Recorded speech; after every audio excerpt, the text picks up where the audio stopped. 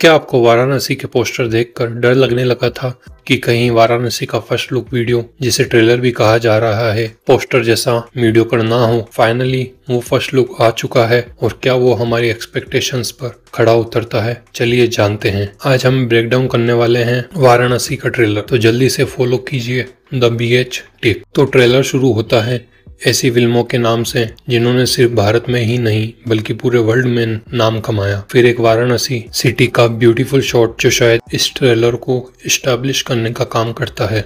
फिर एक फायर आता है जिसका स्मूथली ट्रांजिशन हमें अंटार्कटिका की ओर ले जाता है। क्या आपने नोटिस किया कि इस पिक में लोग बर्फ के पहाड़ पर चढ़ते हुए दिखाई पड़ रहे हैं और साइड में एक बोट है जो शायद इन्हीं लोगों की है और हो सकता है ये लोग कुंभा के हों। फिर आता है एक ऐसा शॉट जिसमें बर्फ की सिल्ली में एक टूटी हुई बोट है एंड देन अफ्रीका का जंगल जिसमें आपको बहुत सारे एनिमल दिखाई देते हैं और पीछे की तरफ एक बर्फ से कवर्ड पहाड़। लेकिन एक सेकंड, क्या ये महेश बाबू हैं? कमेंट करके जरूर बताइए क्या आपने भी ये नोटिस किया। फिर एक समंदर का शॉट जिसमें मंकी फंसा हुआ है और इस पिक में भी आपने एक बात नोटिस नहीं की होगी कि मंकी को कोई बचा रहा है। शायद इसमें भी महेश बाबू ही हैं। फिर नेक्स्ट शॉट में देवी की मूर्ति आती है जिस पर एक लड़की गिरती हुई दिखाई दे रही है और इस पिक में भी आपने महेश बाबू को नोटिस किया होगा। मुझे तो लग रहा है मेरे पास भी महेश बाबू बैठे हैं। और फिर नेक्स्ट शॉट में ट्रेलर हमें सीधे रामायण में ले जाता है जहां शायद हनुमान जी खड़े हैं, लेकिन इसमें सिर्फ महेश बाबू नहीं बल्कि कुंभा भी है।